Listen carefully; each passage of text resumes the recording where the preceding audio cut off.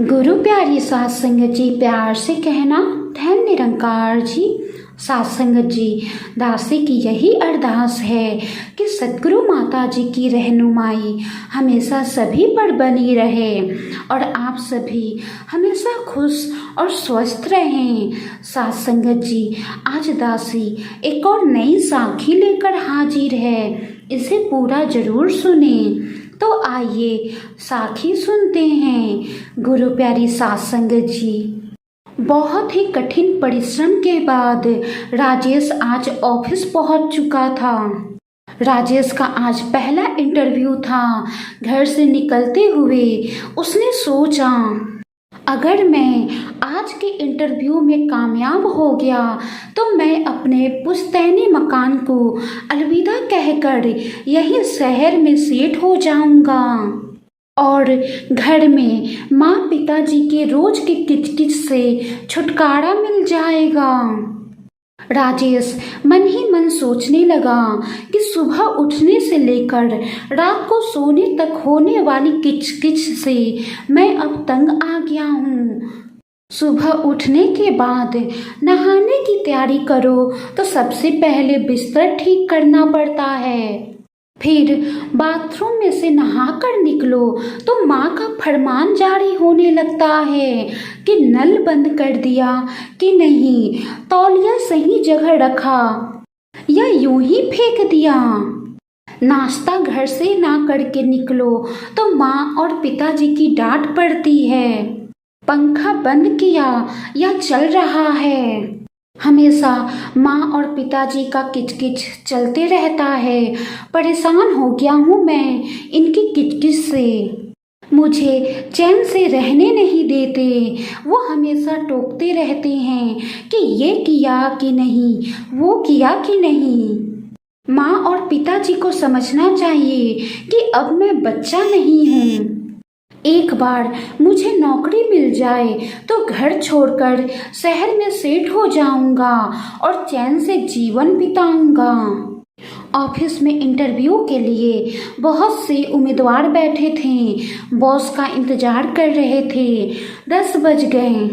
राजेश ने देखा कि ऑफिस के गलियारे की बत्ती इतनी लाइट में भी, इतने उजाले में भी अभी तक जल रही है।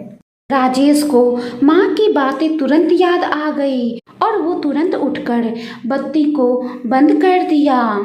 फिर राजेश ने देखा कि ऑफिस के दरवाजे पर कोई नहीं था। बगल में रखे वाटर कूलर से पानी टपक रहा था, जिसे देखकर राजेश को पिताजी की डांट याद आ गई तो उसने नल बंद कर दिया। वहीं पर बोर्ड पर लिखा हुआ था कि इंटरव्यू दूसरी मंजिल पर होगा। ऊपर जाने के लिए जब राजेश बढ़ा तो पाया कि इतने उजाले में भी सीढ़ी की लाइट भी जल रही थी। राजेश लाइट को बंद करके आगे बढ़ा तो एक कुर्सी रास्ते में रखी थी, उसे हटाकर ऊपर गया तो राजेश ने देखा कि पहले से मौजूद उम्मीदवार बॉस के कमरे में जाते और तुरंत बाहर आते। जब राजेश ने उम्मीदवारों से पता किया तो मालूम हुआ बॉस फाइल लेकर कुछ पूछते नहीं, वापस भेज देते हैं। राजेश का नंबर आने पर उसने फाइल मैनेजर की तरफ बढ़ा दी। कागजात पर नज़र दौड़ाने के बाद उन्होंने राजेश से कहा, कब ज्वाइन कर रहे हो? उनके सवाल से यूं लगा जैसे मजाक हो। बॉस राजेश का चेहरा देखकर कहने लगे, ये मजाक नहीं, हकीकत है। तब राजेश ने कहा, आपने तो मेरा इंटरव्यू लिया ही नहीं, आपने तो सिर्फ फाइल देखी है, कुछ पूछा भी नहीं। बॉस ने कहा, आज के इंटरव्यू में किसी से कुछ पूछा ही नहीं गया, सिर्फ सीसीटीवी में सबका बर्ताव देखा गया। सब आए लेकिन किसी ने नल या लाइट बंद नहीं किया, किसी ने सीढ़ियों पर रखी बीच में कुर्सी को नहीं हटाया। मुबारकबाद के हकदार हैं तुम्हारे माता पिता, जिन्होंने तुम्हारी इतनी अच्छी परवरिश की और अच्छे संस्कार दिए। जिस इंसान के पास सेल्फ डिसिप्लिन नहीं है, वो चाहे कितना भी होशियार और चालाक हो, मैनेजमेंट और जिंदगी की दौड़ में कभी कामयाब नहीं हो सकता। लेकिन तुम्हारे माता पिता ने तुम्हें सेल्फ डिसिप्लिन सिखाया है और तुम मैनेजमेंट और जीवन के दौड़ में जरूर कामयाब होगे। आज से ये जॉब तुम्हारी। घर पहुंचकर राजेश ने अपने माता पिताजी को गले लगाया और उनसे माफ़ी मांगकर उनका शुक्रिया अदा किया।